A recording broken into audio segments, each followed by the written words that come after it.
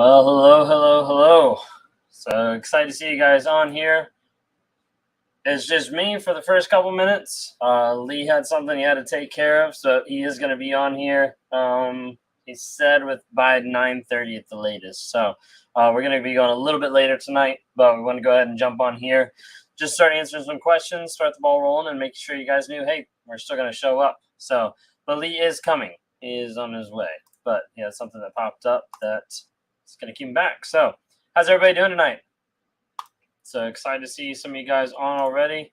I'm excited to be here. Just be able to answer some questions, be able to talk through some different things. So if you guys haven't had a chance to hop in on Wednesday nights, Lee and myself are normally doing question and answers. So glad to be able to be here. Anna, hi. Good to see you. Good to see you guys. Let's see here.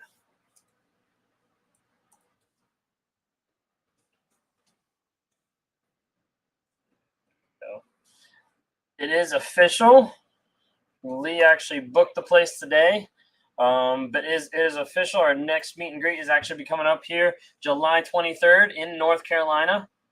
It's locked in. The venue got booked today, actually. So we're super excited about that. So if you live in North Carolina or anywhere around there, come on down and be able to see us on July 23rd. We'll have some more details coming, but that is just an update. I know he's really pumped about that, so we're super excited to be able to have people come to that as well. Hello. Absolutely. Glad to be here. So for those of you joining, Lee is coming, probably closer at 9:30 because he's got a couple things that were going on that kind of held him back late. But hey, let's go ahead and get some questions going, start talking through some narcissism, stuff like that. Hope everybody's having a good week so far. So if you guys don't get a chance to tune into all of this, I am live tomorrow night on these platforms as well. Tomorrow night, I'm actually going to be having stand coaching. So Catherine Kleiss, I think she's going to be joining me some. So we're excited to be able to do that tomorrow. That's going to be on all the platforms Thursday night from 9 to 11 p.m. Hey, Deborah, Abby, Melly, good to see you guys. Melinda, Erica, Lena, good to see you guys. How's everybody doing tonight? So far, this week's been pretty good. Been changing some stuff around, just trying to work on my schedule, timing-wise, things like that. So I got to talk to a couple people the other day from, where was it? Australia and New Zealand. It was kind of cool. Amberlicious, hey. Laura, hey. Trista, hey. Good to see you all. Yeah, absolutely. Good to see you guys. So, but anyways, meet and greet coming up North Carolina on the 23rd. Super excited about that. If you guys haven't had a chance, check out the Narc app. A lot of times Lee advertises it for me anyways. But right now we just passed 3,500 people that have actually downloaded and logged into the app. So there's a lot of people on there. We actually were able to go over. I'm not live on TikTok. That's on Thursday night, so I'm live everywhere. We were actually able to go over and have our monthly coaching call that actually happened this past Monday. So it happened before we go live inside the app. So we're super excited. There's a bunch of people that were able to tune in, and we talked about, self-acceptance and confidence. So a lot of different things that popped up there that we were able to kind of talk through. So super excited. That's happening every month. The next one's coming up here in July. It's like mid-July, I think. We're going to be working them back to where we're actually going to be doing the monthly coaching calls every first Monday of the month to try to be able to inspire you guys, give you guys ideas of what's going on. But that's happening inside the app, the Narc app, NARC.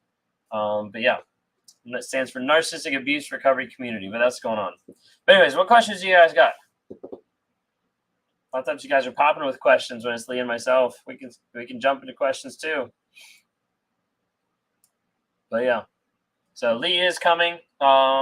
He's running a little bit late with a couple of things he had going on, but he is coming tonight. We're going to go a little bit later tonight probably to be able to make up for some lost time. But, yep. Anyways, you all are very quiet tonight. Starting off, everybody's like quiet. Will a narcissist lie about his kids? Yeah. Narcissists will definitely lie about his kids. A lot of times they'll lie about either having kids or, they'll lie to his kids. Kids for a narcissist, a lot of times people get it confused, but like kids for a narcissist are means to an end. You know, they're means to an ends of either supporting the mask or, you know, convincing other people that the mask is there. And yeah, so with narcissists, sorry, I can put these on, I forgot. Do narcissists feel authentic love towards their children? So, no, not really, because the majority of the time, the narcissists, especially unaware narcissists, they don't really care. All they care about is their image and their mask, and anything that they see doesn't really track back to the kids. The majority of times, they're using the kids for a certain thing, for their mask, for their image, whether it's, so mine is a favorite child.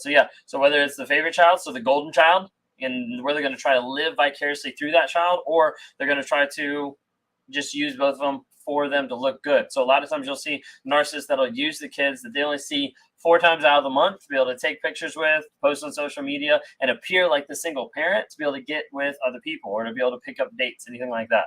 It really is crazy and manipulative a lot of times. What, if anything, do you know about the difference between narcissist and sociopath? So there's a couple different like traits differences. A lot of times the easy way that we normally like kind of describe it a little bit is you have a spectrum of narcissism, of like traits and tendencies to, you know, full out and like diagnose narcissism. And then you have sociopath, and then you have psychopath. Kind of like, that's kind of like the dynamic as far as that goes. And so when you get into the sociopath idea, you're looking more of like that malicious intent, but also like it's like planned out more. As it continues moving forward, then psychopath is like devoid of all those emotions and stuff like that. But with the sociopath, you have like the idea of where it's not just planned out and malicious, but also they enjoy, you know, getting pleasure from another person's pain, if that makes sense. Finally, man, completely no contact after you described me over a month ago. It feels amazing. 4th time. Hey, 4 times a charm. Like, let's make sure we keep that, okay? A lot of times people say it goes all the way up to 7 times, so it doesn't give you 3 more freebies. Let's make sure we stay away this time. But I discarded him the first 2 times. They just do this last time to hurt me. A lot of times a narcissist wants to do it so that they're in control of the situation. If they feel like they're not in control of the situation, they're like, how do I get back with this person so I can push them away so that I don't feel rejected? I'm the one rejecting them in one sense. A lot of times a narcissist doesn't like that shame. You know, shame is that raging river that's kind of like underneath the majority of narcissism. But then also they don't like the idea of rejection or like abandonment. So a lot of times they'll do it to hurt you, but they'll do it to push you away so that they're not the ones that got pushed away. Can a sociopath also be a covert narcissist? Yeah, if they're a sociopath, they're going to have narcissism in them already. So yeah, I would definitely say. Lowest of the spectrum, you know, that'd be someone with like narcissistic like traits or like tendencies in one sense. Be careful though, because there's a lot of narcissists out there that will cop to saying like, oh, like I have some traits or I have some tendencies, when they actually have a whole lot more than that, but they're just using that to be able to, you know, half agree with you. That way, you know, you drop the subject, or that way, like, oh yeah, like I'm a narcissist, but I just have like traits. You know, a lot of narcissists will do that. Accepted mine back. He tortured me emotionally, discarded me in the end. Yeah. He got off on being mean. He may be worse than Narc, possibly a sociopath. So yeah, like getting off on like being mean or like having pleasure from your pain. That's kind of like that next level in one sense. Brittany, good to see you. Got hits from triangulation / Hoover from the in-laws. Oof, I hear that. So that could be definitely like really awkward. And your situation is definitely special with it being the in-laws for sure. But good to see you here. Coverts are the worst. Oh yeah, they definitely are. How can I make him realize he's a narcissist? Do you individual sessions with narcissists? Maybe talk with you or Lee will help him understand who he really is. He tells me I'm the narcissist. Yeah, so that's like the hard thing, is a lot of times when they know about narcissism, when they have enough information just to be you know, dangerous in one sense, they'll turn it back on you and they'll make it all about you, saying, hey, you're this, you're this, you're this. So I do talk with narcissists. Lee talks with narcissists. I have it on my website, or a narcissist can schedule. And yeah, I mean, I try to talk to them. A lot of times that's when I get the most aggressive in sessions, is when I'm talking with narcissists or when I'm talking with couples, because I'm trying to at least have a moment when I can get through, or a moment when I can say, hey, this is what's going on, or hey, like nothing's going to change until you work on changing yourself, or like the next relationship isn't going to fulfill you because you're trying to fix it with other people versus you actually working on yourself. You know, so we try. We can't fix people, we can't heal people. We do try to be able to talk to them for sure. He said he wanted to reconnect with his kids. Estranged for 15 years, but the entire time we were together, he never tried once. I feel like this he used to pull me in. Yeah, a lot of narcissists will use their kids as a baiting method, as a way to be able to say, hey, feel for me, come back to me, like help me, whatever it might be, and creates a story for you to believe. Some narcissists fabricate absolutely everything. I was talking to someone today on like a one-on-one, and she was talking about like there's certain things that he brought up in the entire relationship that she later found out when she connected with some of his family that he kind of kept her away from, that a lot of the communication, the story that he gave her was just a giant fabrication. We're talking like high school through college information that he'd been given to her, that he'd given to her that was just completely false. How can you educate your teen about a parent being a narcissist, but not sound like you're attacking, bashing that parent because the child looks up to him? One, try to help them become aware of like what narcissism is, as far as like whether that's some videos, whether that's some communication. Like sometimes it has to be like age appropriate, but really the idea is like, let's look at the behaviors. At the end of the day, like we're not diagnosing someone. We're not saying like, hey, this person is a narcissist or is not a narcissist, but it's saying like, hey, this is what we're seeing. When they ask questions or when you notice different things, they're like, hey, this doesn't look right. Trying to be able to bring it up in a factual based system versus where someone could even take it like attacking the other person. He sent a clip of a life coach discussing how it wasn't narcissist or toxic. It was incompatibility and I wasn't his preference. We were no contact for months, so why even bother me at this? Probably just to mess with you. I mean, honestly, to mess with you, to get back at you, make you react. That's a big part of it. I've heard you talk about how you started moving forward to change therapy. I don't understand what would make a narc want to. Is it wanting real vulnerable connection that motivates, wanting less chaos? For me, it was like part of it along the lines of like wanting to stop the cycle of realizing like, hey, life isn't going to change. I'm just going to keep going from person to person to person to person. And that's not winning. Like, that's not actually like growing myself. And as I kept like learning about myself, learning about my personality, learning about, all different attributes of that and figuring out like, hey, I don't match up the same as other people. So like this sucks because other people have connection. Other people can, get engaged, get married, and like all this stuff like works for them. Like, why does it not work for me? And like being like, hey, I'm stuck in this cycle, I'm trying not to be a narcissist magnet, and getting rid of all toxic people in life is so hard when multiple friends and family take advantage of my niceness. Yeah, really need to work on like learning to set boundaries, because boundaries are for you. It's not for toxic people or anything else. It's just for you. Is it possible to go little to no contact in the same house? Unfortunately, I can't move out of home. I sleep on a different floor in the house. It's starting to feel better for a change. No longer talk to them. It is. It's hard. It's definitely not easy at all, but it is possible. And there's lots of people that have to do that, at least for a period of time. That wouldn't be a good long-term situation, but like definitely what you want to do to be able to help like plan your exit strategy and keep that moving.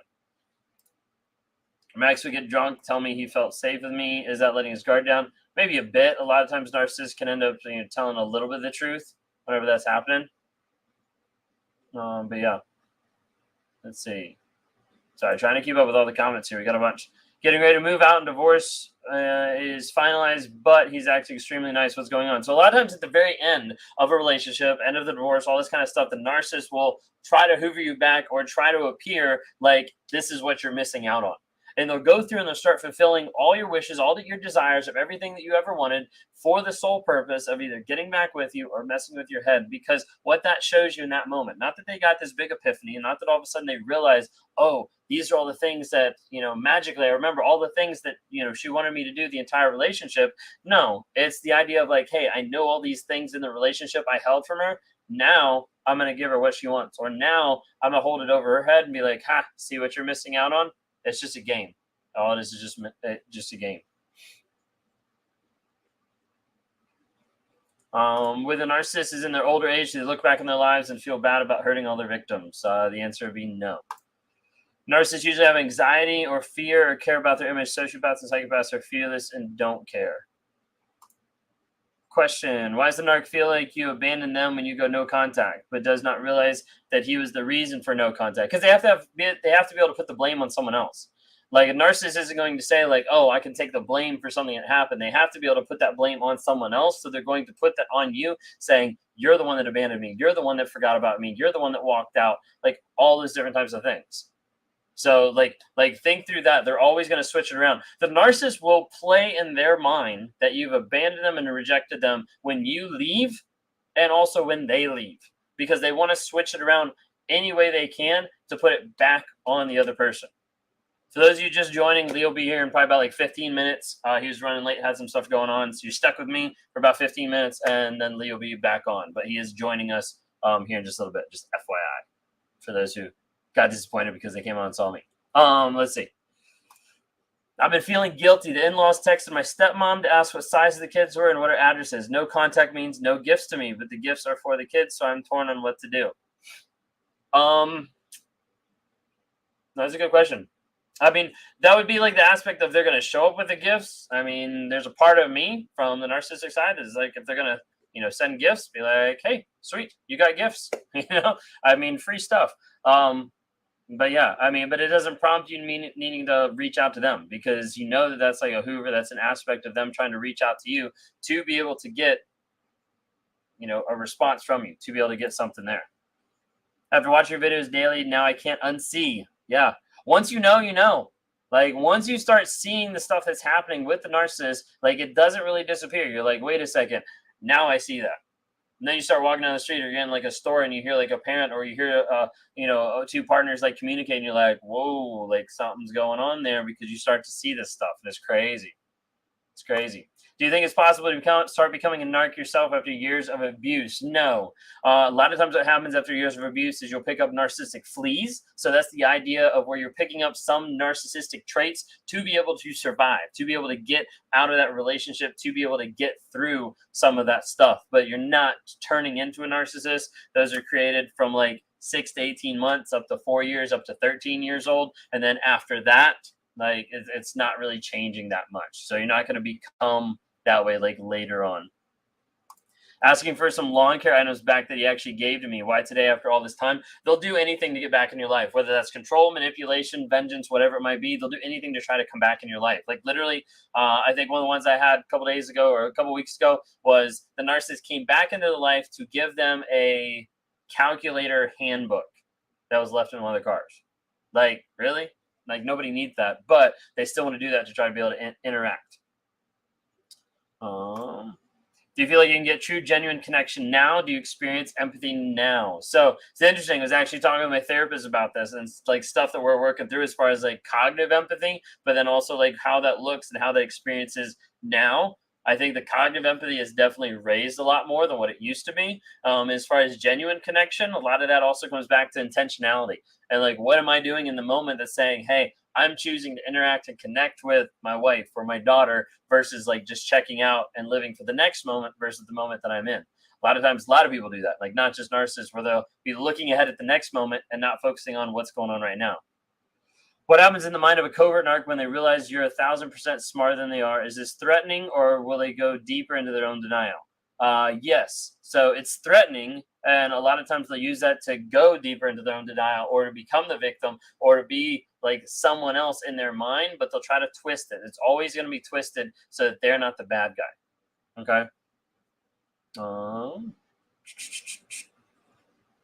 Sorry, comments are jumping around. I'm trying to catch up here. We're catching up. Kirsten, good to see you. He told someone he'd already cheated on the new girl. Guess he didn't change, but says he's still super into her and only cheated because she's playing games. Like, he's just playing games again with other people. Stacy, good to see you. My narc told me today, my kids understand how I am. He had to explain my crazy, my poor kids. The divorce can't happen fast enough, so I want to move on soulmate to cellmate. Phew. That's a good way to put it. That is a good way to put it. I'm probably going to steal that sometimes. Soulmate to cellmate. That's really good. That's so true. Yeah, absolutely. I appreciate it. Thank you. Hello. Do narcissists realize what they're doing? Yes. Narcissists realize what they're doing, but the difference is narcissist wants to be able to avoid any type of pain, shame, guilt, anything like that. So if they put it on the other person, then they don't have to experience it. So like, I'm going to experience shame. So I take it, I box it up, I give you the gift. I'm like, hey, now you have the shame. I don't have the shame. What? You're not going to take it? Let me blame you for it. You're not going to take the blame? Let me rage at you for it. Like, they're always going to be putting it back on you because they don't want to be able to have it. The thing is, they do realize what they're doing because they don't do that to everyone. They don't do that to some family members. They don't do that to some friends. They don't do that in the job environment. So they're very particular about what they had to actually do. Is it always scripted out? Is it always 100% like, I'm going to do this for this reason? No. Some of it is knee-jerk reaction. Some of it is habits. But there is the aspect that they do know what they're doing because they're only doing it around certain people. Okay? Hopefully that even makes sense. Why they take pictures of a big booty chick and then said, no, I didn't take a picture. One of your friends took it on my phone. I mean, that's just lies and denial, and they were checking somebody out. I mean, they're all about the lies. He moved on so fast. Narc X and New Supply seem so happy. She's younger than me. Will the mask ever fall off? So yes, it will typically fall off as long as that person eventually sees what's going on. If they're naive and they're okay with the abuse, maybe because they got brought up in an abusive household, or that's how they view love, or they're very codependent, they might stay longer than you. When we're talking about the age difference, a lot of narcissists like to have the age difference. Okay, they like to have the age difference there because in a narcissist mind, if they're younger than them, that gives them the opportunity and the chance to be able to mold and develop someone who's either naive or has less life experience into the perfect partner for them, into that submissive person that's going to do everything that they're going to say. Can you recommend a good book to help my husband understand he is a narcissist and who can help him change? Right now, don't necessarily have any good books for narcissists in particular. Got off a one-on-one today, and her narcissist had read Psychopath 4 times as he was still cheating and leaving her. So I don't have a good book to recommend. I'm sorry. Until they're willing to be honest, it's just not going to happen. It doesn't even matter. We've done live with Cluster B before. Good book of how to heal and move forward. So you'll have to keep up real quick. So Trista, good book of how to heal and how to move forward. The Body Keeps the Score. Why does he do that? Forgiving what you can't forget. I've been going through the one, Narcissist in Your Life. Psychopath 3. Obviously, Dr. Monty is always a good one. You can't see it. Don't Know Who I Am. And then we also have Lisa's stuff, the Trauma Bond Recovery Journal and Self-Love Reflection Journal. Those are on my links as well. So several different ones that are meant for healing, but also meant for information, as you got to learn, what's going on to be able to heal for sure. So I know that was fast, but got no contact. Is he going to show up at my house or my job? Possibly. I would plan for the worst. Plan for the worst, hope for the best. Either way, plan for him to show up. You never know. All right. Oh, here we go. Stacy, yeah, absolutely. I don't think I have a 6:30 a.m. tomorrow. I think I have a 5. I have a 5 a.m. tomorrow. That's actually the only one I have tomorrow. That and Friday I have 2. I have a 5 and a 9 o'clock on Friday. But Brittany said, "Why can't I just leave?" It's amazing. Yeah, that one I forgot about. That one's a good one too. There you go. There's a couple. The Body Keeps the Score. Yeah. Does it ever get an overload of shame where they can't handle it? Yeah, a lot of times this will happen. You'll see narcissists kind of spin out. Not necessarily narcissistic injury, but you'll see them spin out or kind of spiral. That definitely happens a lot of times too. My narc and I are divorcing. Recently, I started reaching out to my friends and family, showing concern and asking them to check up on me and see how I'm doing. What is that about? That is where he's starting to bait you, one for a Hoover, one for a reply. But that is where he's starting to reach out to get your friends and family converted over onto his side. Okay? So what that is the game of chess. As a game of chess where he's trying to position himself in an area of power and authority where you can actually get with your friends and family, so the friends and family see him as a good person, and then they're the ones that end up being the flying monkeys that come back into your life, and you're like, why are you ignoring him? He seems like a really nice guy. He seems like he really cares about you. He was crying the other day when he was asking about you. Literally, it happens. It happens. So be careful of that. Be careful of that. So it says, do narcissists have any true respect for certain selective people? Unaware narcissists, no, not at all.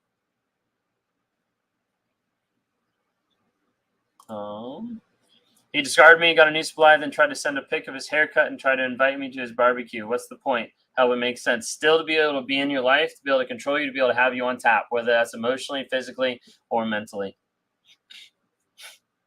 Brittany, thanks so much. The family system content. Yeah, like that stuff came out today. I think like 2 different ones. Honestly, over the past week, they're like the least viewed videos. So I'm glad that it's helping. I mean, I knew it's helping some people, but like it goes from like the videos all trending like this, and then those were like nothing. So I was kind of surprised.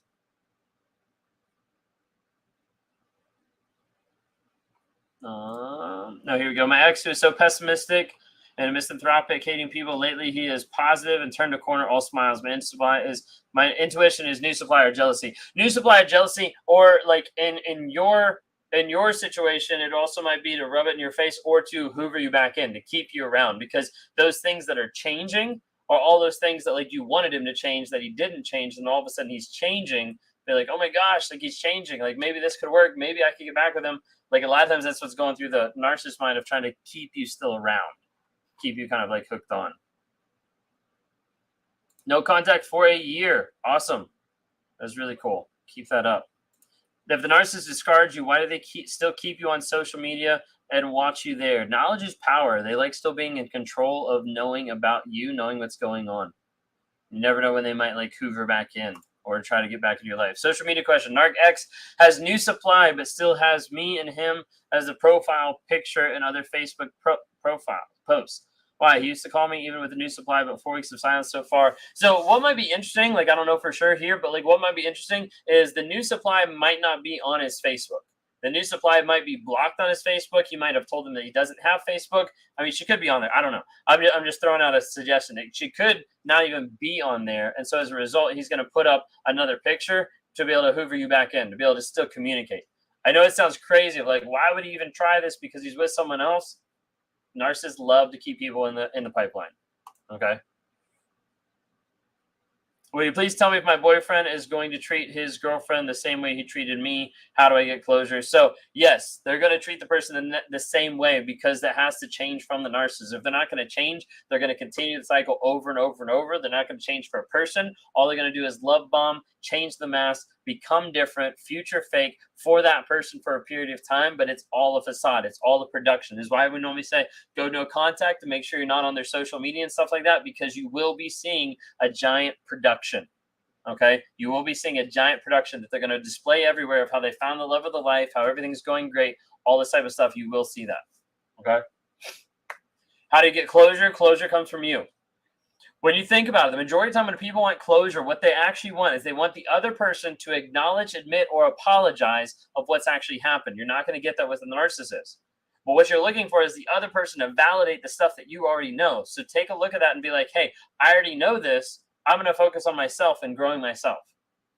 Because you already know the facts. You already know the things they've done. You've already seen the demonstration of their lack of love, their gaslighting, their lack of care. And so at that point, you need to be able to say like, hey, I don't need them to verify that they're a liar. I don't need them to verify that they're a cheater. I don't need them to apologize for it, because I know it's all going to be fake. Okay, so like that's the aspect of where closure comes from you, not from anyone else. Okay. Hopefully that answers that question right there as well. So you don't get closure from a narcissist. Like you're not. It's just not going to happen. Okay. Okay, so when he's doing that, recruiting friends and family for flying monkeys, what's the best response? If you have got friends and family that that are doing well, that you are friends with, that you're connected with, that know you, communicate some of what's going on. Ideally, if he's the narcissist and you're going through this whole thing, getting out of the abusive relationship, and he's contacting your friends and family, then those people that are, your friends, your family, should be blocking him too. Really, that's what it is.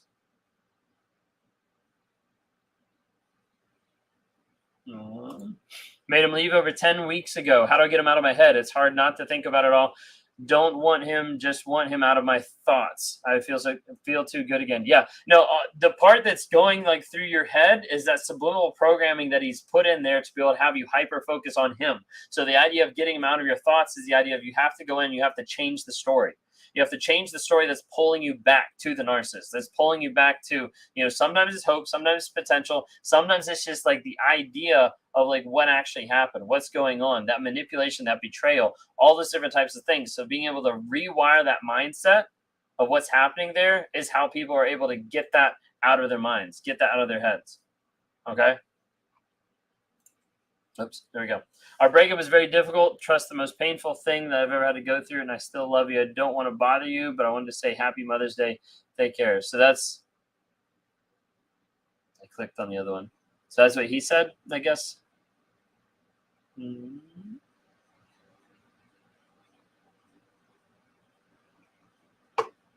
I received, then he received this email. Okay, there we go. I saw it. Yeah, a lot of times they're going to try to come into your life like around holidays, around events, because like, who would be mean and not respond to them on like events, on holidays, things like that. So a lot of times they're going to be able to do that. Probably need to learn how to not create a trauma bond with someone new, but I'm feeling a bit strong when it comes to him. I'm just fed up. Yeah, no, I mean, a big thing is like getting with someone new. It's like what boundaries you're going to set. And part of that comes back to what are your vision and values of who you are? What's the direction that you're going? Because a lot of times the narcissist will come into your life, and you'll be going this direction. They'll be like, hey, let's go this way. And they'll never come alongside you and actually support your goals, your vision of where you want to go. So like when you start seeing like, hey, my boundaries aren't being followed, they aren't respecting me, like all these different types of things, then you need to understand like, hey, like something's going on. But the biggest thing is like keeping those boundaries. What I do when a narc gaslights me at work, basically make up false scenarios to gossip and spread lies about me in the workplace. I would say communicate to the people that matter, maybe the bosses or whatever, and then live your life. Like show people that what they're saying is not true. That's all about those smear campaigns. Okay. I've been in denial for a while now, coming to terms with the fact that it was all fake as a turning point for me. Yeah, because the part is like you have to be able to acknowledge the truth. You've heard the idea the truth will set you free. Like that's what I communicate to people every single day when we're doing one-on-ones. It goes down to the facts. What are the facts of the situation? Like what's actually going on here?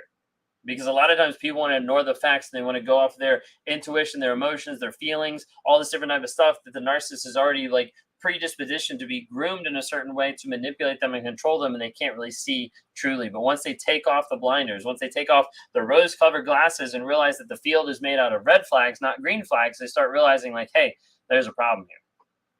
Okay.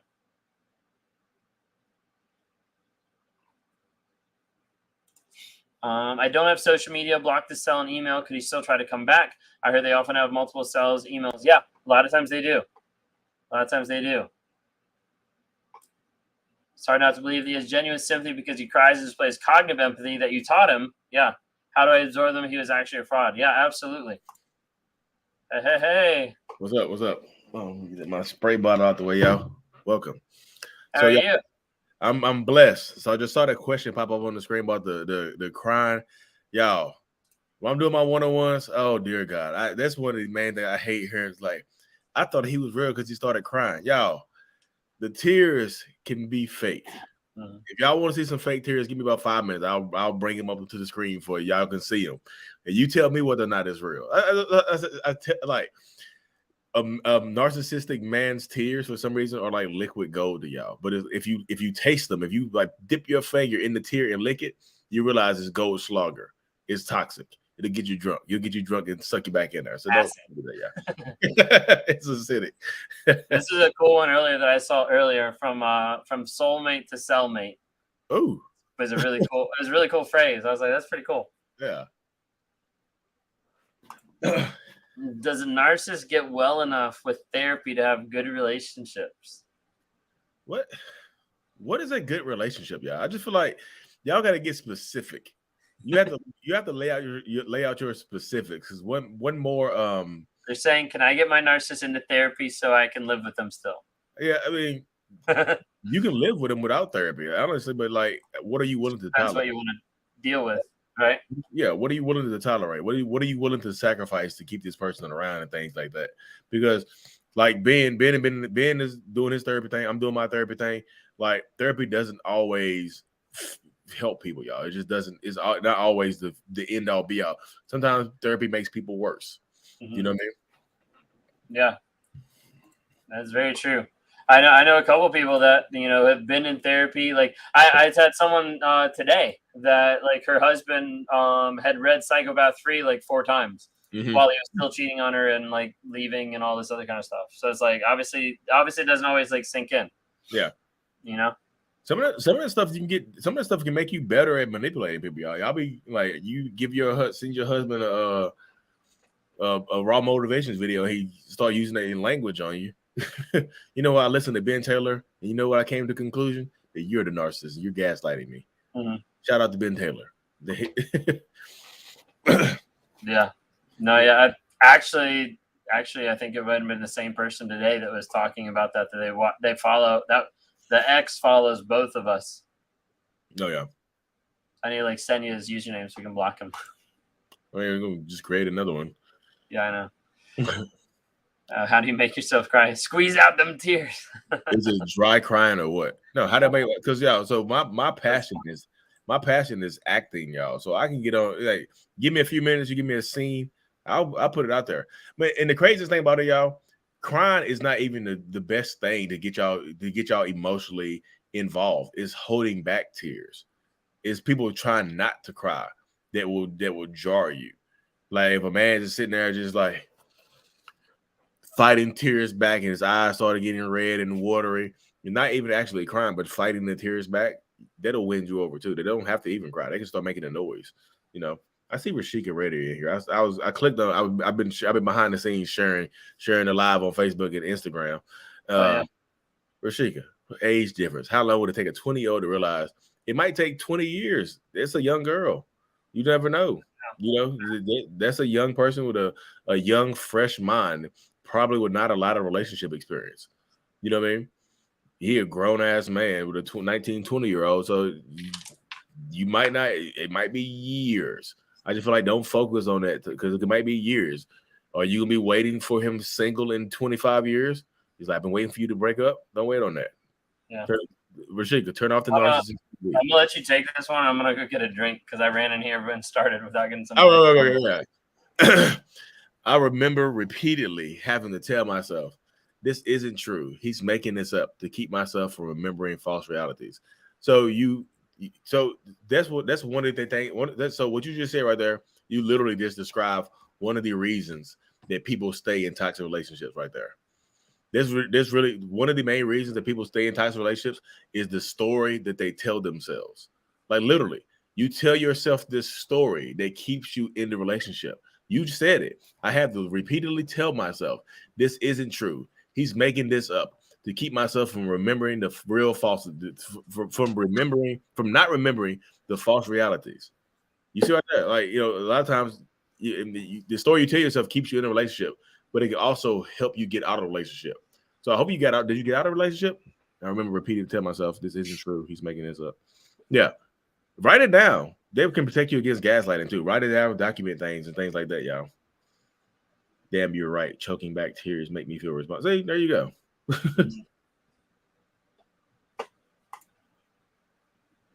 I've had family apologize to me for bullying, but the apologies seemed only to make themselves feel better. They discarded me and I haven't spoken to them in months. I hope they never come back.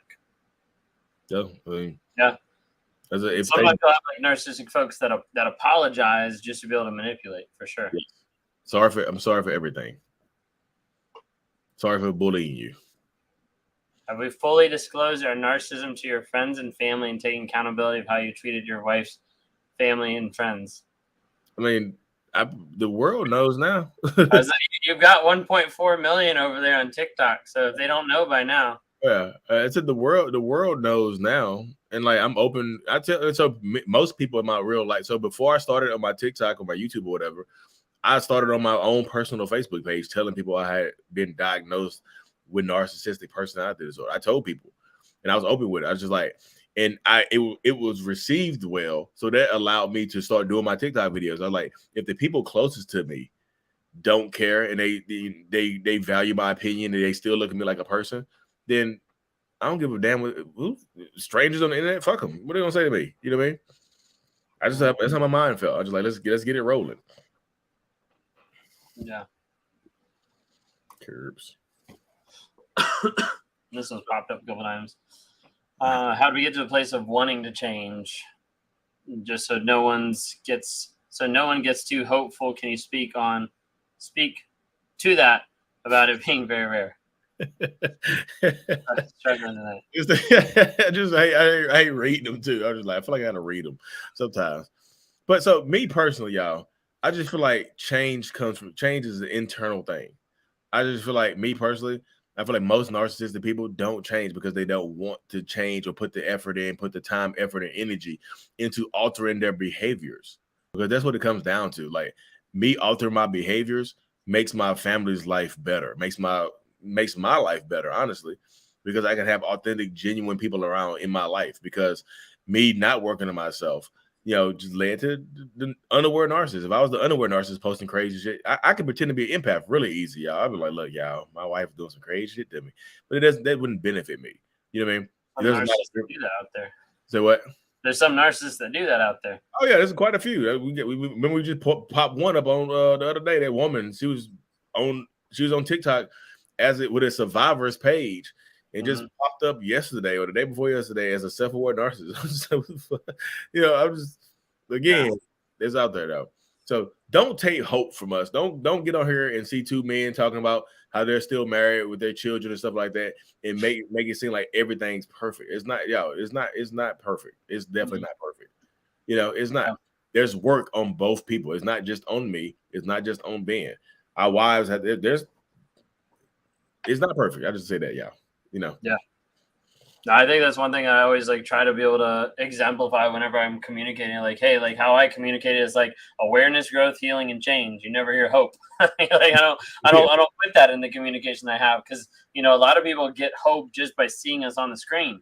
Yes. I was like, oh, self-aware narcissist. I wish mine could be like that. Okay, well, I mean, it'd be nice if everybody could be honest and vulnerable, but majority of people aren't because they don't want to deal with that shame. They don't want to walk through that. Yes. So all narcissists cheat. I was anxious about this for 5 years every day. He denied everything, called me insecure, crazy. Now being out, I do not want to believe it. So I'm confused right here. Did he cheat or are you still denying that he cheated? I think she never found proof, but she's out, and so she's not one to believe that it's a possibility. For 5 years, now being out, I do not want to believe it. So I feel like believe what you... I'm gonna let you handle this one, man. I gotta think real quick because I just I'm about to say something. So I normally say it this way. Sometimes it pisses people off, but what the heck. But I say all narcissists cheat because it either is physical, emotional, relational, work related, anything. They're gonna put anything above you.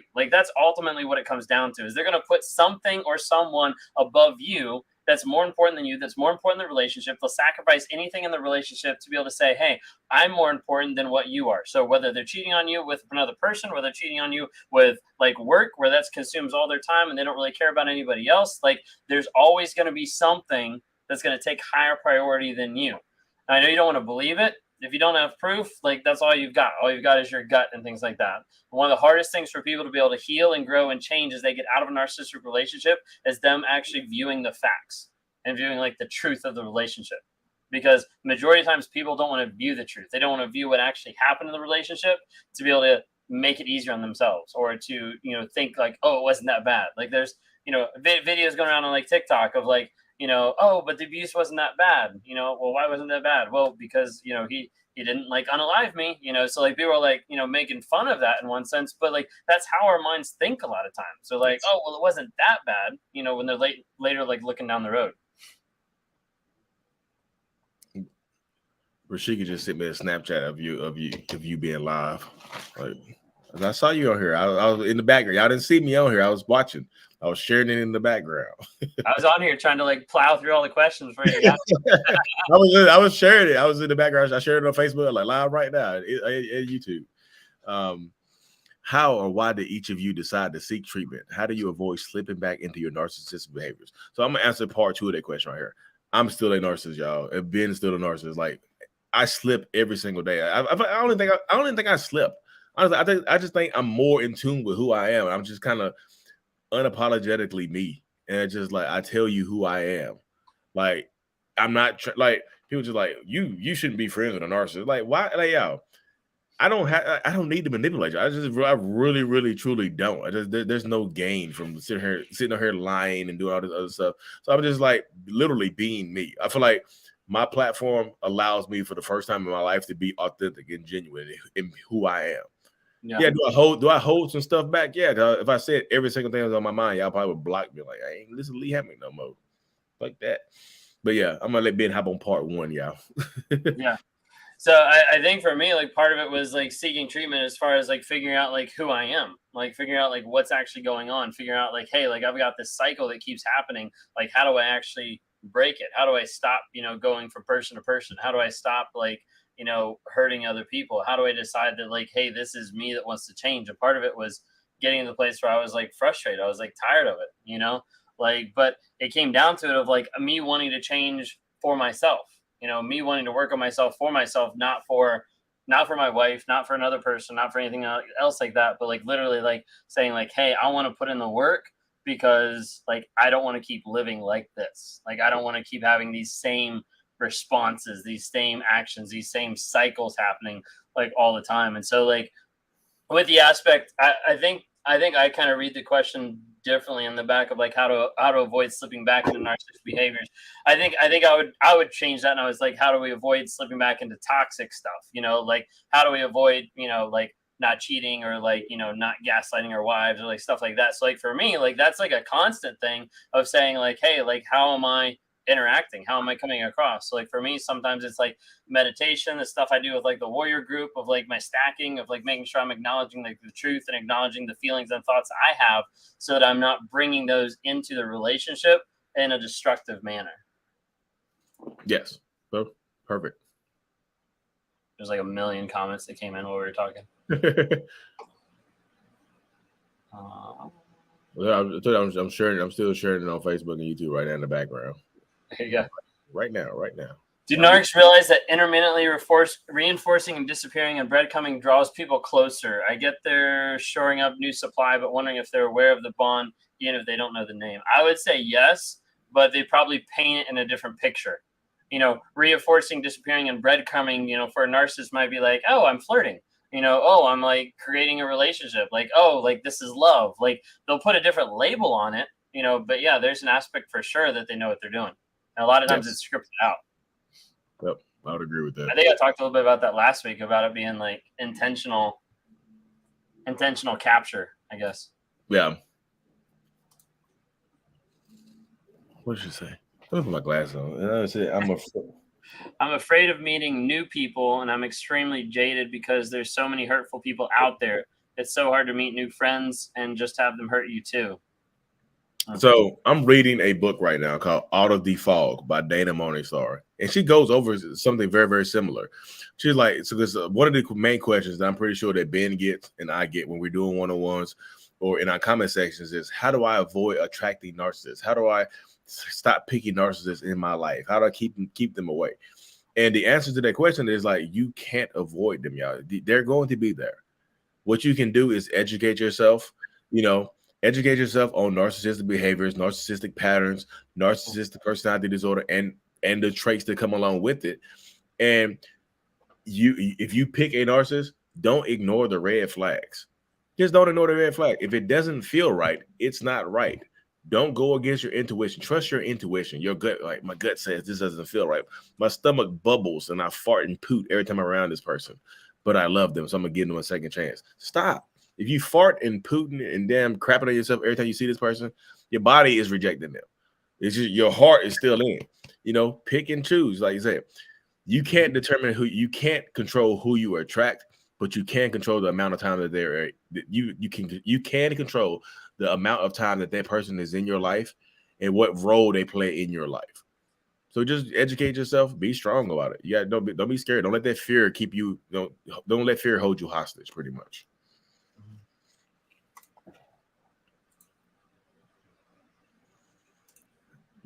Brittany again. Oh, yeah, the meet and greet. Brittany said, Brittany says, how did you stop lying? Who said we stopped lying? It's something. It's something that's a codependent that I've struggled with. Swallow my truth to not offend others. Even in the simple, is this okay? I still have a hard time saying my truth. You got to get out of it. Like I said, most narcissistic people are going to lie, y'all. It's just like it's just literally like second grade humor. I mean, not humor. I read a comment while I was talking. It's second grade, like, oh shit. Well, I read a comment. Sorry, I got confused. I was talking. I read a comment. It said fifth grade bathroom humor. Sorry, they caught my eye. Sorry, y'all. But most it's second nature. So that's what I meant to say. Lying is second nature, not second grade. Lying is second nature to most narcissistic people, y'all. It just comes off the tongue.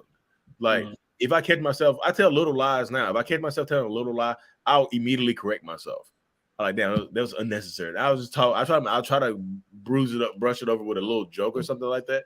But if I catch myself lying, I'll just, just say that, right? I get it out of my mouth. I have to apologize immediately. Like, oop. Yeah. Hector Rivera from the movie Coco. Ooh, that was a lie. I apologize for doing that. Just that right there. I've been watching Coco too much. Yeah.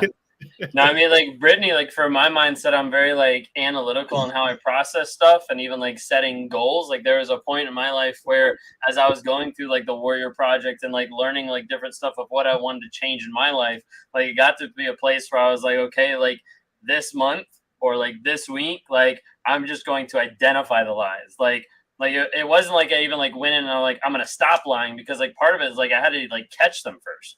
And then there's part of like, okay, I'm going to like catch them like after they happen and like circle around and say something. Now I want to catch them like as they're happening. Now I want to stop them. Like there's a point of like almost like a systematic approach that I had to take to try to be able to get to it. And like, from start to finish, a good like 6 to 8 months of working on some of that till I got to the place where I was like, I actually can't think of any other lies that I have. Like I felt like I had to like clear house for like a good while before I kind of felt like that weight lift off of like, I don't have to like fabricate or remember multiple versions anymore. Yes. There you go. Oof. You're sure an open relationship won't work? I'm very serious when I say I don't trust a man won't cheat. If it's open, at least he won't have to. I just feel like he'll still lie. I just feel like y'all will literally bend over backwards, literally, in an open relationship to make somebody else happy because you don't trust them. Why be in a relationship? If you don't trust them, don't be with them. Mm-hmm. You want an open relationship because when I say I don't trust a man won't cheat, if it's open, at least he won't have to lie. He'll still lie. You know what I mean? They will still actively lie to you. I didn't go clap those cheeks. And then what do? You believe them because you're in an open relationship, right? But to me, personally, this is how my mind feels right here, y'all. I couldn't be in an open relationship. I'm very, very, selfish with my, with my significant other. Territorial. Territorial. Yeah. And I get I get jealous as shit really, really quickly. Mm-hmm. So that wouldn't work for me. You know what I mean? I feel like most narcissists, it wouldn't work for them. It's just like, hey, honey, don't go. Hey, where you going, honey? Oh, you gonna go have sex with this person you met on Tinder? Oh, try not to let them clap the cheeks too hard. I want a piece later. That wouldn't work for me. My mind would just be like, damn, she's going, they're getting bent over and her back getting beat in right now. My mind doesn't work that way. I would be sitting here waiting for you to get back. Trust me. Just like, I feel like you got some trust issues right there seeking answers. Yeah. I mean, the thing with that too is like the open relationship will only work one-sided. Like open relationship is only going to work when you tell the narcissist, hey, let's have an open relationship, and the narcissist can go do whatever they want, but like don't you dare step out or you'll have hell to pay. And like that's not just me saying that, that's me saying that from like people that have said that to me because they've tried to do that. Like especially like open relationships, like threesomes, like orgies, like all this kind of stuff. Like people are like, oh, I'm going to do this because it's going to make this person happy and maybe they'll stay with me, maybe they'll love me better, all this kind of stuff. It never works. All you end up doing is feeling shitty at the end of the day, and it doesn't change their abusive behavior. Yep. They'll use it against you later on too. Most narcissistic people are going to be extremely jealous, y'all. They'll use it against you later on.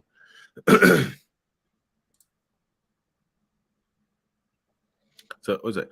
My biggest problem at this point is admitting I was a victim. I'd rather just admit I made bad choices, but the ripple effects remain. My friend says PTSD.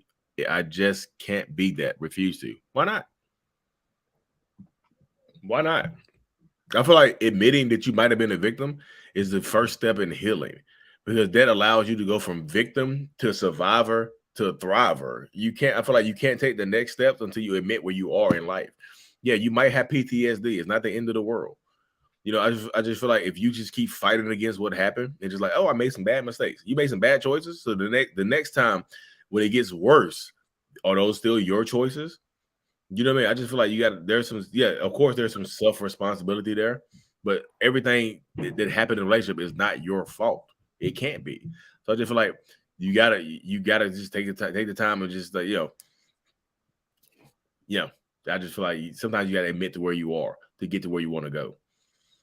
I think, Tony, like the biggest thing with that, I was like, I'd rather just admit I made bad choices, would be like the idea of like, if you can say when you walked in the relationship, you knew everything about narcissism you knew now, then you might be able to say, I just made bad choices. You know, if you walked into it 100% educated, like knowing this is what's going to happen, like, hey, like I'm signing up to get abused right now, then you can say, okay, maybe bad choices. But like, I guarantee you, like you didn't walk into that relationship knowing everything about it. You didn't walk into that relationship knowing all about narcissism. So at that point, it's not that you just made bad choices. It's that someone else came into your life and groomed and manipulated and gaslit you to get the result that happened, whatever your situation it is. Whether you want to identify as a victim or survivor, at the end of the day, you need to acknowledge the truth of what happened, whether you put a label on it or not. You know, acknowledge the truth of what's happened so you can continue to grow and change and develop. Yep.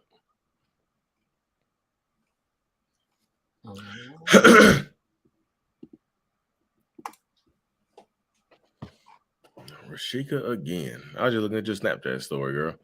I feel kind of lost, like I won't be able to find someone who truly loves me in the end. Currently just focusing on me, have a bit of healing left, but feel so drained. Did you just graduate? I just saw you the whole graduation photo shoot you did on Instagram. You just glowing up, girl. Don't let that man take your glow. I literally just watched you on Instagram shining. You were shining, glow. I've been so willing and able to let some bum ass person steal your fucking shine for what? For what? For what? Like this one person out of 8 billion people on this fucking planet, only this one person can love you? No, that's not what love is. Love shouldn't hurt. Love shouldn't be painful. You know, people are like, can narcissists love? I know love shouldn't hurt. Love shouldn't make you feel like the way you feel right now. Yeah, you're gonna feel kind of lost. Like most people feel kind of lost until you find yourself. You're in the forest of the trauma bond right now. And once you start making your pathway through it, you heal. You only way you out of the trauma bond forest is to cut a pathway through it. You have to pull out your healing machete and start chopping down branches. New supply, chop. Old supply, chop. Bum ass, what if he's doing? Like chop it down. Threatening to unalive himself, chop. You sent me a video. This man was like literally had a knife and just fucking trying to cut his own arm with a butter knife. You know, chop your way out of the fucking forest. You are on your glow up journey right now. And honestly, that's how most narcissistic people want you to feel in the end. They want you to feel like there's no one else out there for you. So you keep coming back to me. That's exactly the feeling right there. That's the end result of gaslighting and manipulation and a lot of stuff going on in that situation. But you and you're powerful. You're a beautiful woman. Power up. You got it. Sorry, I get into my modes. Oh, you're good. Yeah, that's good. Victim, survivor, thriver. There you go. See, power up. And like updated and like lost. I'm married. You married. I'm like having like a major lag over here. Sorry. I like tried to click a comment and then it like moved. Oh, there you go. I don't want more than one man. Just seriously don't think any man can be satisfied with just one woman. I mean, you don't may need it. You do need it. Go to therapy. And that's not me trying to make a joke. I'm dead serious. Go to therapy and heal. Because they're right there. I feel like that's what most narcissistic people want you to feel. Just like I was just telling Rashika, they want you to make you feel like nobody else will want you. You personally won't be enough for anybody else. That's the condition that at the end, they take away your value, they take away your worth. You feel like you're not worth anything. It's just like, oh, it takes 2 of me or 3 of me to satisfy a man. Just like, hey, new person, I want to be in. You want to have a one-sided open relationship. You should say you don't want another man. You just willing to let him go out and do what he wants to do, as long as he comes home to you. That's a very dangerous lifestyle to live because they'll end up leaving you for somebody else. Mm-hmm. Very true. I know your picture. I know this picture from somewhere. Where are you from, KMA? I know that picture. He discarded me for the 3rd time, but now he filed for divorce. Is this the end, or will he be back? A lot of times they'll still be back. I would say you want to make sure that you end up getting through the divorce, and then make sure you go no contact. What do you want? Ask yourself, what do you want this to be the end? Mm-hmm. Discarded me for the 3rd time. That means he's came back 2 times before, but now he filed for divorce. Is this the end? Do you want it to be the end? Or do you want this person to come back? Because now if you let him come back, he's going to feel like he can leave at any time. And he can just use threatening to leave as a way of to manipulate you into doing what he wants you to do, to give an end to his demands or his desires or whatever. So what do you want? Why don't narcissists ever take their rage out on their families? After all, it's the caregiver who created them. Why us? Yeah, I think your situation, every narcissistic situation is going to be different. Because some do take it out. Some do take it out on their families. Mm-hmm. Some do. Like sometimes like I talk to a lot of parents on one-on-ones whose kids end up being narcissistic, and just like they want to cut their kids off. They're like, my son, I love him, but goddamn, he just terrorizes me. You know, sometimes they do take it out on their families because their families raised them and made them who they are. You know what I mean? So they do take it out. It just, I feel like your situation might be unique to you, but sometimes they do take it out on their families. And sometimes the families are huge enablers, so they won't take it out on them. If I say yes to everything that Ben's doing, he won't take it out on me. He take it out on you. Or if they're like narcissistic to start off with, then they all kind of have like that same bond direction in one sense. So it seems more like a pact than it does seem someone that like screwed them over. Yep.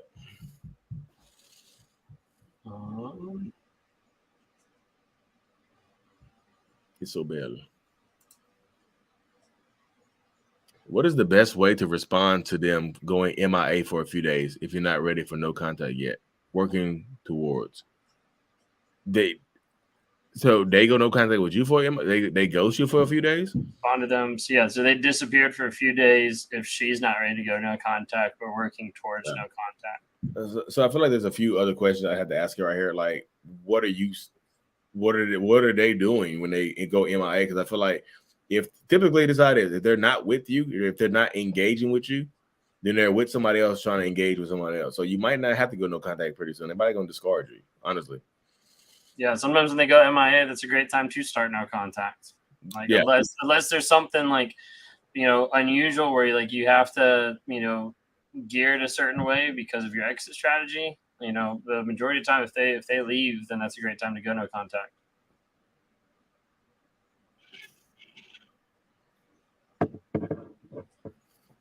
So the rain here. Yeah, it poured here earlier. My husband literally says, "You deserve the worst things in life. You will never see me at my best." I feel like, so again, KMA, do you want him to come back? I just feel like you said he discarded you twice. You deserve the worst things in life. I feel like he meant that. When he said that, I feel like he meant that. Mm-hmm. So if you want him back into your life, the worst things in life might actually be him. What he's going to do to you through the duration of your life.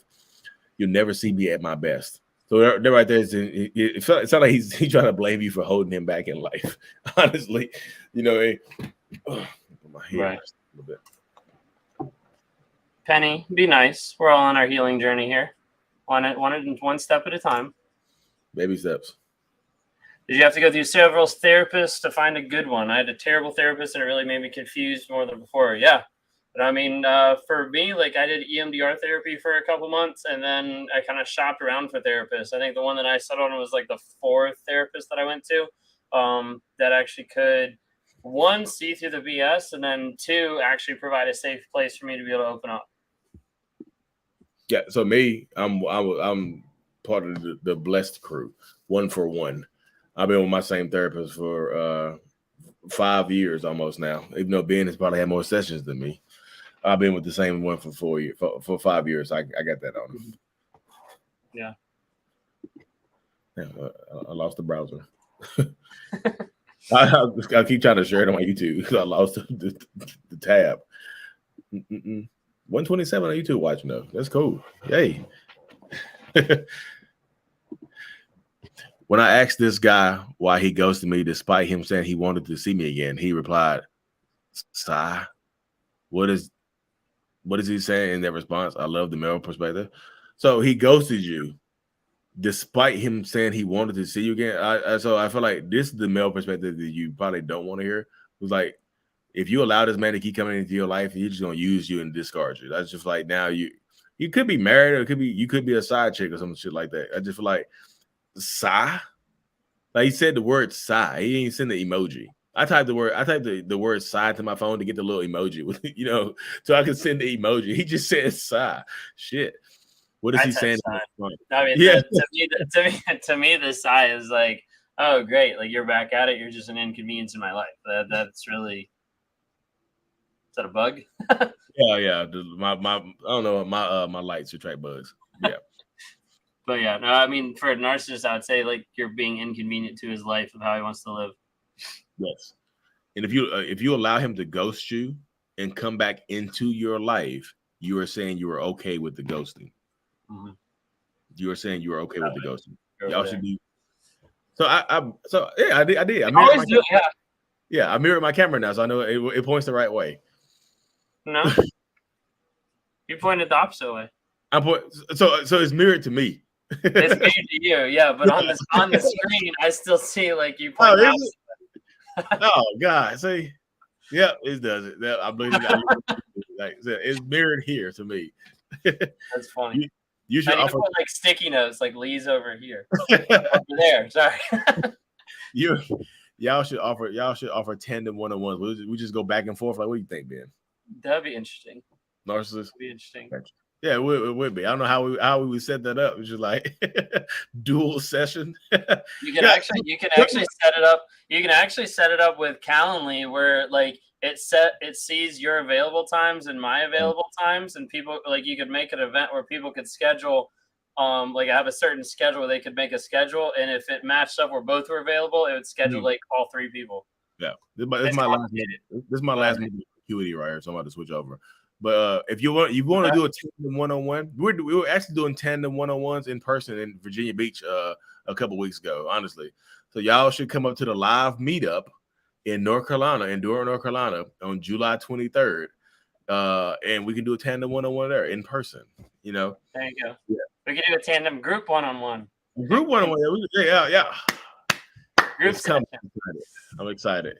Hey, that's what we're thinking about. More people that show up on meet and greets means the closer we can get to actually doing like a workshop or something like that. Yep. Oh, God, that'd be so cool. That'd be so cool, y'all. I don't think I understand that. I'm like lost some comments. I'm like way behind. I don't even know what. Yeah, I just looked on YouTube. There's a lot of people watching on YouTube right now. I just clicked through. It was 1:15 now. It was like 1:30 earlier. I got 149 people watching right now. Oh yeah, yay! Nice. Yeah.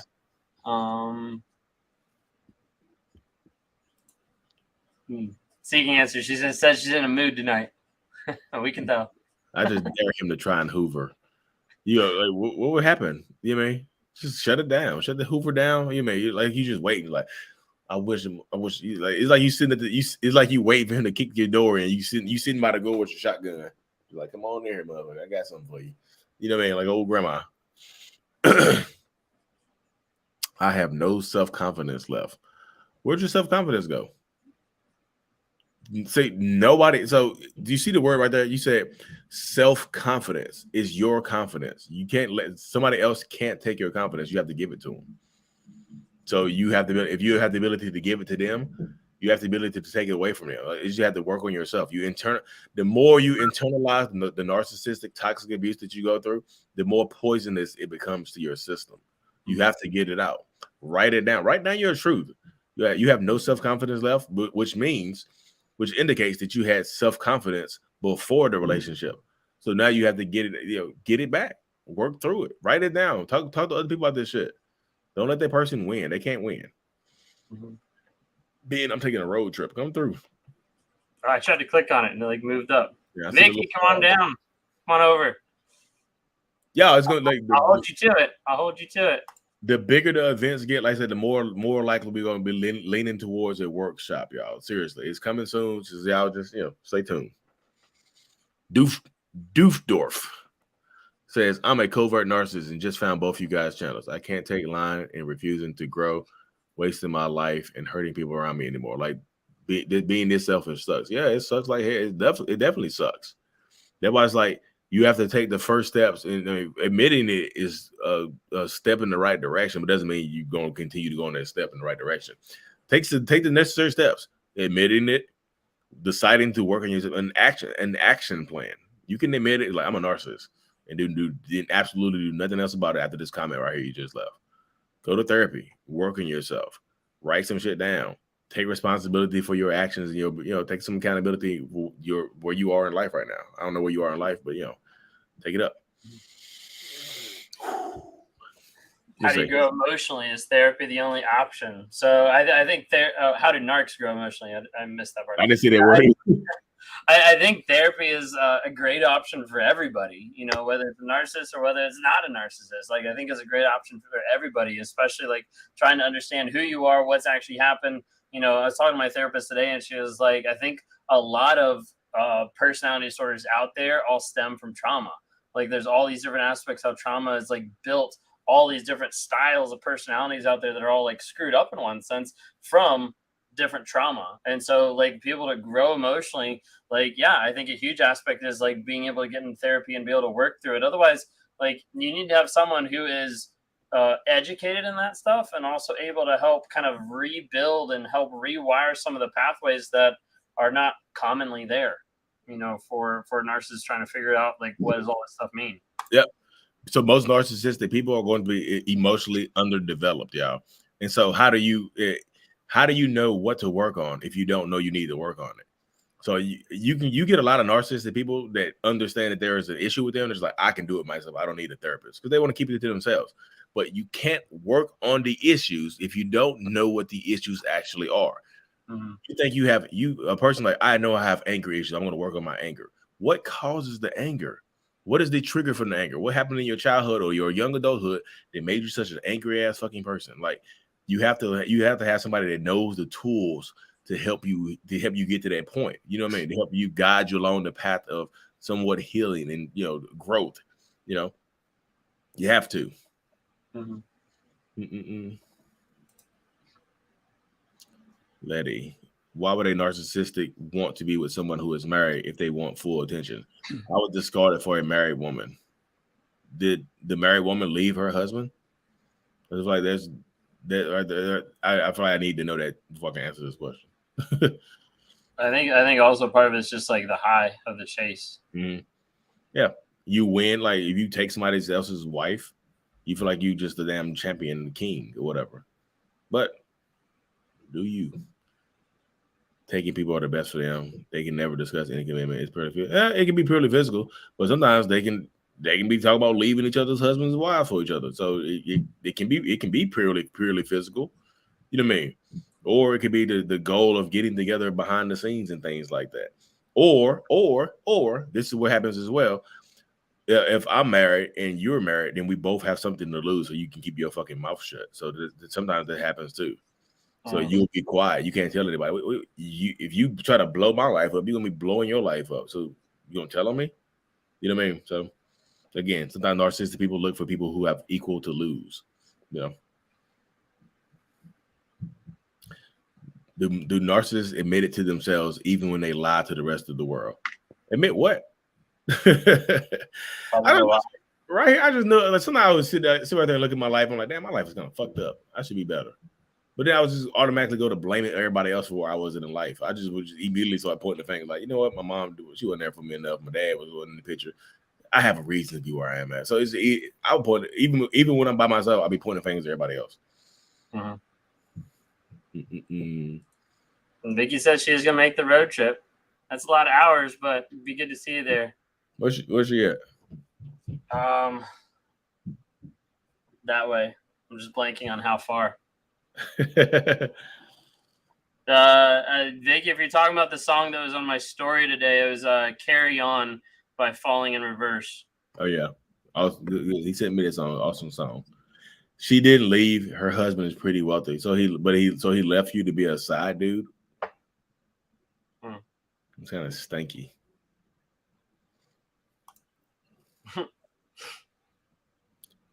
Why do narcissists always go back to? They don't always go back, but the ones that do go back, it's just the path of least resistance. Like most narcissistic people want to feel needed, so that baby mother needs me. You want to keep the family back together? It's literally the path of least resistance, and typically there are going to be some residual feelings there from the relationship, so it's easier to go back. You know me, I know you. It's just simple, it's easy.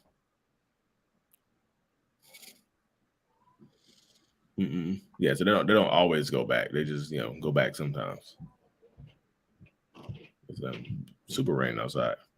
There's your answer. He's in it for the money. Yeah, they are. Yeah, sometimes I don't know. Just some men want to be pampered too, y'all. They go for wealthy married women. Pamper me. Chicago. That's right. She's coming from Chicago. Okay. I just thought the woman from Chicago, the 101 and a half, she was in Chicago. Kelly, lovely lady love is in Chicago as well, y'all. And Vicky, you'll probably be the farthest person then. The last one we had in Virginia, we had someone come from Philadelphia. So you might win the farthest trip award. Yeah, it's crazy. Not that we have an award, but we'll buy you a copy. we should get one. Idea, just like, here's your trophy. Do narcs lie to themselves as well as other people? Like, is there distrust because they don't trust themselves? I'm struggling on the last part, but the first part, I'd say yes, especially like unaware, like lie to themselves to be able to convince what they're doing is okay. No, I feel like there's a lot of delusions that go into the unaware narcissism. So I was gonna say yeah too. I was just trying to think of the word to put behind it. Like most narcissists. It's like the narcissists. They're taking the flashlight of gaslighting and they're putting it on you, and then every once in a while like, oh yeah, it is a pretty light, and then they like put it back on you too. Like it's like the gaslighting sometimes goes like both ways. I think like narcissistically.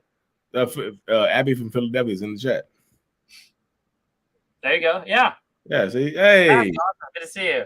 See, look, here's someone that came and saw us. Yeah, hey, Abby, what's going on, girl? Hey, I love that. I love it. We appreciate you making that drive. Thank you so much. Truly. Thank you. Come to Texas. We gotta get people on board for Texas. You know, we have a group called the Narc Avengers that we're part of, and 4 of the members are in Texas. But like, yeah, we'll 4 of them. 4. So that has the possibility of being the biggest event. So that might be the speaking. Hey, it's not about how many people are there because they haven't done their own event. So we started ours over here. We got to get it going. Yeah, I think I would pop. If they had their own little event, I would pop up on it. I'm like, hey. Oh yeah. I'm coming for sure. He's kept me around for 15 years. Click on that one real quick. He's near the bottom. That one. The first part says, to me, I think he doesn't believe in true love, doesn't believe it's possible with anyone. He's admitting he's getting bored after 2 times, yet he's kept me around for 15 years. It's crazy getting free of it. So are you actively I didn't see the first one.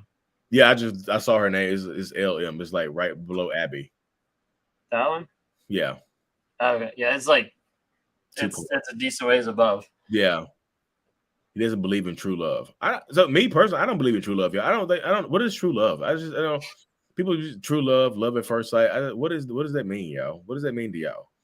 Because true love is something I just like. Well, it's true. When I hear true love, I think about Anna from Frozen when she was in love with Hans from the Southern Isles. True love. Yeah, within 25 minutes of meeting, it's true love. Like, what is true love?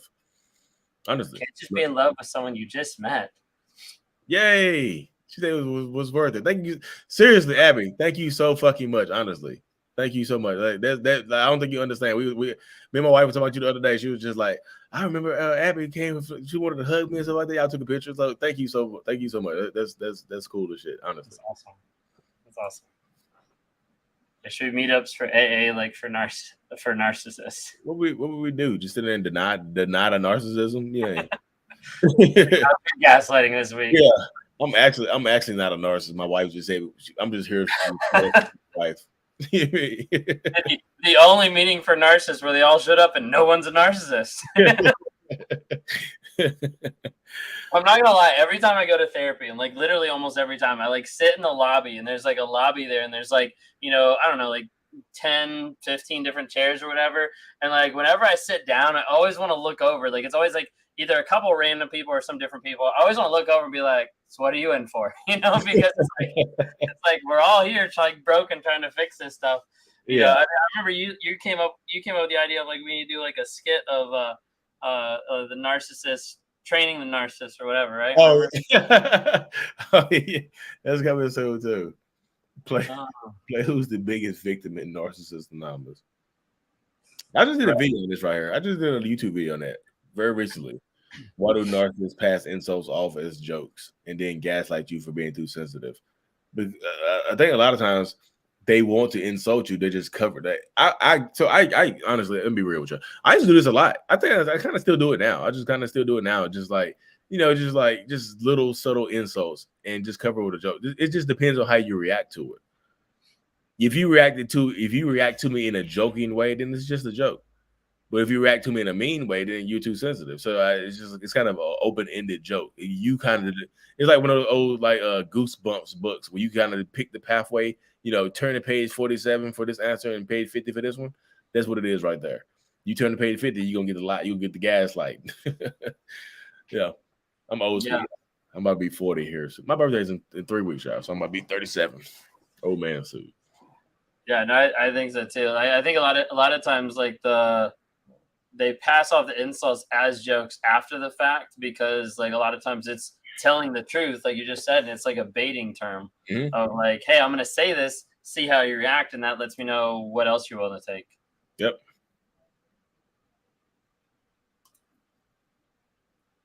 Here you go. Kirsten asking for some practical ideas.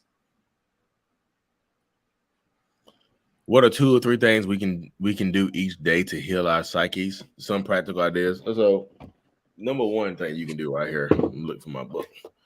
This is the one I feel like this can guide you right here.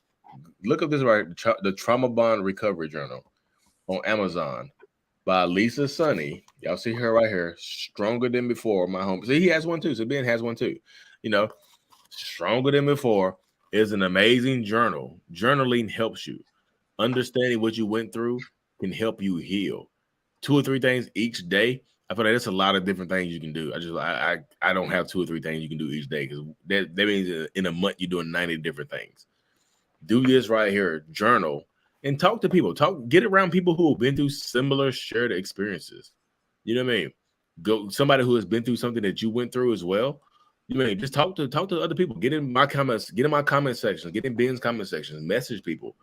Don't be afraid to talk to people. You've been stifled long enough.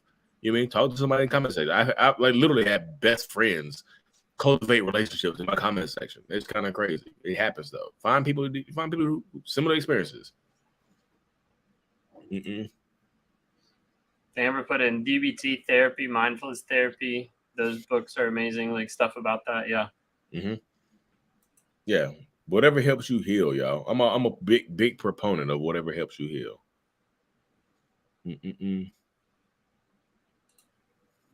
It's a dig, not a joke. Again, that depends on which pathway you take, which path you want to choose. Which journey are you choosing, the joke or the dig? If you take it as a joke, then we both laugh. If you take it as a dig, you're too sensitive. So that kind of you kind of determine which way that goes. Yes, it's meant as an insult, but you determine which way it goes. Yeah. Some of these are just like people talking to each other. Oh yeah, it's just chatting. See, I like that. See, again, y'all know, I told you, get in the comments, talk to each other. They're trying to set up their group their group drive to North Carolina. Oh, hey, I'm telling you, we're gonna max out the location at this time. It's a big spot there. I'm telling y'all, it's like I'm telling you, the bigger the events get, the more like I don't think y'all understand how happy I was with the turnout. And nobody was gonna show up. I was like, nobody's gonna show up. Then Abby came through. A few, so many other. Yeah, I'm unbelievably thankful, y'all. I am thankful. Those tears that I told y'all I was gonna fake, I'm gonna fake them in here in a few minutes for y'all. You'll get those fake tears in the end. I just want. I thought it was awesome. Yeah, we had 30, 35 people show up. It was really cool. It was really cool. I want to thank everybody for coming through for real. I just don't want to get emotional right now. Like literally, just rub your eyes, y'all. Just change your voice a little bit. I really just want to thank everybody for coming through. Like, people don't show me that they care that much anymore. So there you go. Mind games. You're creasing me up, Isabel. What's Isabel saying? Is Isabel talking shit? Oh. They're like going back and forth.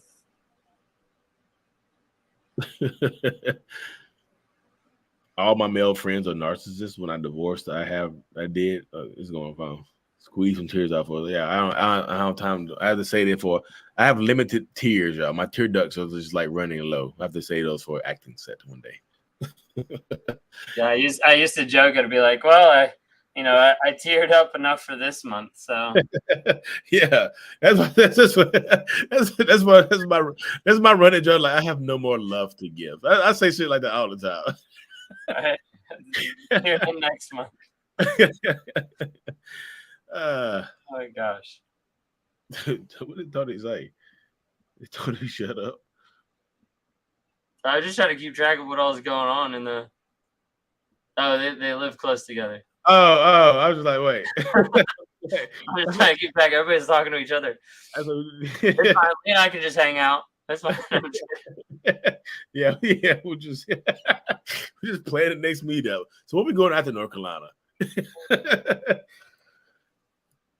Why did narcissists try to turn your children against you when you finally decide to end it, saying you're the reason for the relationship ending, etc.?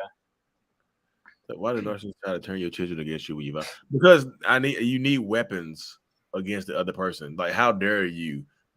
It's like you reject me, so I want everybody around you. I want to make the pain that I feel. I want to make you feel that pain. Mm-hmm. Honestly, come on. So again, I know y'all gonna judge me for this, but I'm just being real with y'all. When my wife left me, that's my first thought. I was like, what I'm gonna tell my son about her. I just thought in my head, I was like, well, I'm gonna tell my son about her.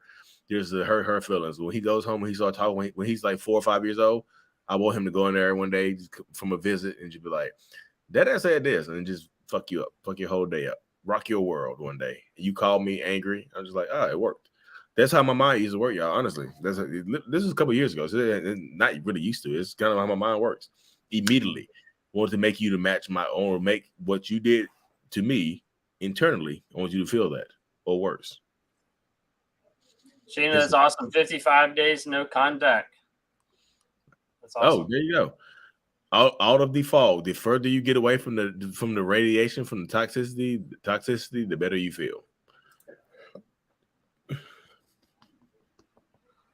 This is a fun live. Yeah, there we go. We have fun, y'all. This is like we can play some music and start dancing next time. Like do a TikTok trend. I showed up at my house after 4 years wanting to make amends for abandoning me when I was pregnant, never seeing or supporting her child. What does he really want? Oh God, what do you really want? It's just like showed up to your house. Like, do you have a boyfriend or a husband that lives in there? Fuck that.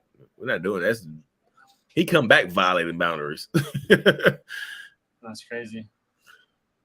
You gotta earn it. It's hard to know exactly what he wants. Like, I mean, it could be a Hoover, it could be manipulation, it could be control, it could be just getting back in your head. Like, so is he homeless? Right. What is this? Why would a narcissist want to take Christmas and birthday gifts from the children as part of the divorce and the kids aren't even in common? Huh? So I'm confused. Right? The end kind of confused me. Are they not biological children? I'm confused right there, y'all. Maybe. Sam Vakman is an amazing professor. Yeah, he's cool. I need to watch some of his stuff. I need to. He it was good. Yeah. Someone asked me the other day if I they're like, oh, I think you started like listening to someone else, like another. It wasn't Sam Vadkin, but it's like someone else, and I was like, nope, like never listened to him. You know, Wow. this is all my stuff. Yeah, the only person stuff I listen to. I listen to your stuff. There's just people who know Narc Avengers and Cluster B Milkshake. Her stuff pop up. I'll listen to her sometimes. Anyway. Mm-hmm. Homeless equals hobosexual. That's how my last one got me. Yo, so this is my relationship advice. I know we got to cut this thing short here in a few minutes, y'all. My relationship advice to y'all: if they come to you without a fucking home, they don't love you. I just let you know. Just like, so where do you live at? I'm kind of in between houses right now, honestly. I think I can live with you. If they show up to the first date with a trash bag or a glad bag or a suitcase or some shit, y'all, you're not. No, stop, please. If it's happened before, write it off. It's a tax write-off. You are not you're not rehabilitation centers for broken men and homeless women and homeless men. Stop doing that, y'all. Please. Please. Dear Lord. Don't let people live with you. Sometimes they'll force themselves into your house pretty much. Like you'll go home, y'all mess around and clap some cheeks or something like that, and then they won't leave.